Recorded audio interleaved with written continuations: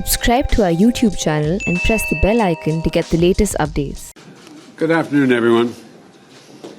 As you know, I'll be holding a press conference later today when I look forward to taking your questions. But right now, I'm not going to take any questions. I'm going to head back down to the meeting downstairs, but I will be able to take your questions later today. Right now, I'm here with the European Commission President von der Leyen, who's been a great partner, because the United States and the European Union have reached a major breakthrough that will address the existential threat of climate change while also protecting American jobs and American industry. Together, the United States and the European Union are ushering in a new era of transatlantic cooperation that's going to benefit all of our people, both now and, I believe, in the years to come. And it's a testament to the power of our strong partnership and to what the United States can accomplish by working together with our friends. Here's what this deal does. It immediately removes tariffs on the European Union on a range of U.S. products and lowers costs to American consumers.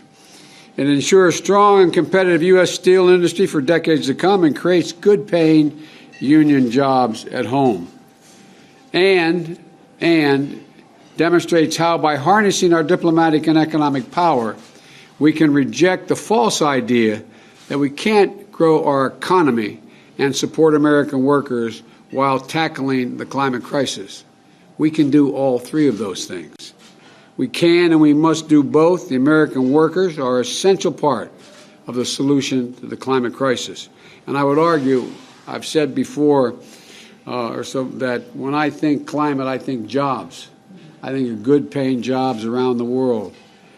You know, I think it's possible for us to do both, as I said, and the workers are an essential part of this solution.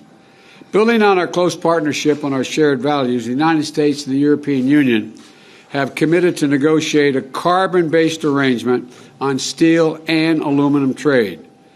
These arrangements will, one, lift up U.S. aluminum and steel, which is among the greatest steel in the world. That's somewhat prejudice on my behalf. Incentivize emission reductions in one of the most carbon-intense sectors of the global economy. Restrict access to our markets for dirty steel from countries like China. And counter countries that dump steel in our markets, hammering our workers and harming them badly, along with the industry and our environment. Today is a testament to the power of American diplomacy and strong partnerships to deliver tangible benefits for American workers and the middle-class families in America. I thank Gina Raimondo, and our Secretary, and Ambassador Catherine Tai for their leadership to get this done, but they had a really first-rate person to work with to get it done. And I want to thank the European Commission President von der Leyen for her team and her partnership. She's been straightforward from the very beginning as we work to come up with a creative solution that benefits all of our people. Over the past 9 months, the United States and the European Union have come together to take on major global challenges by looking to all that unites us and the shared interest we have both in Europe and the United States. We've resolved the 17-year Boeing Airbus dispute, and we've been close partners to address COVID-19 and combat climate change. As we move forward, we're going to continue together to update the rules of the road and the 21st century economy and prove to the world that democracies are taking on hard problems and delivering sound solutions. The European Union and the United States will continue to be the closest of friends and partners as we work together to solve the 21st century challenges. So I thank you again, President von der Leyen, and now I turn the podium over to you. Thank you. Thanks a lot. I think I'm over there.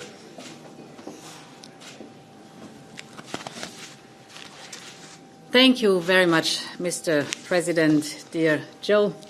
Thank you very much. And I'm also very pleased to announce that, Mr. President, you and we have today agreed to suspend the tariffs on steel and aluminium and to start the work on a new global sustainable steel arrangement. And this marks a milestone in the renewed EU-US partnership. And it is our global first in our efforts to achieve the decarbonization of the global steel production and trade. It is a big step forward in fighting climate change. The arrangement is, of course, open to all like-minded partners. Steel manufacturing is one of the highest carbon emission sources globally. And for steel consumption and trade to be sustainable, we must address the carbon intensity of the industry. We must also address problems of overcapacity. And this is what the global sustainable steel arrangement is all about.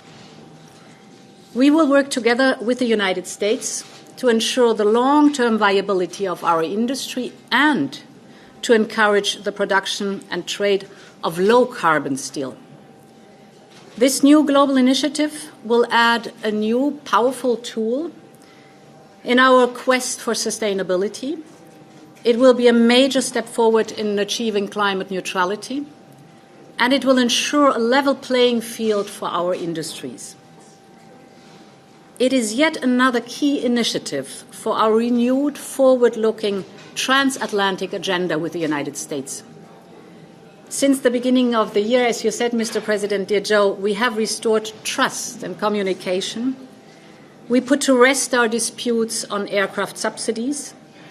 We set up our Trade and Technology Council. We created a vaccine partnership. We reached an agreement on global minimum tax. And now we have found a solution on EU-US steel and aluminium trade. I thank you, Mr. President, dear Joe, for your announcement that the United States will remove US tariffs on EU steel and aluminium up to previous trade levels. This will alleviate a major part of the existing trade irritants. It will allow transatlantic trade in steel and aluminium between us to come back to the levels recorded before these tariffs were put in place. And following this US decision, I am pleased to announce that the Commission will also propose to suspend the tariffs that we had introduced. I'm also pleased to join President Biden in announcing the pausing of our dispute on this issue in the World Trade Organization. And as you did, Mr. President, dear Joe, I would like to thank Secretary of Commerce Gina Raimondo, U.S. Trade Representative Ambassador Catherine Tai, and Executive Vice President Valdis Dombrovskis for their and their team's tireless efforts in the last month. This is a major step forward in our renewed relationship, and many thanks for that. Looking forward to working more on this deal. Thanks a lot. Thank you. Thank you very much. Thank you, folks. Thank you so much. Thank you. Thank you.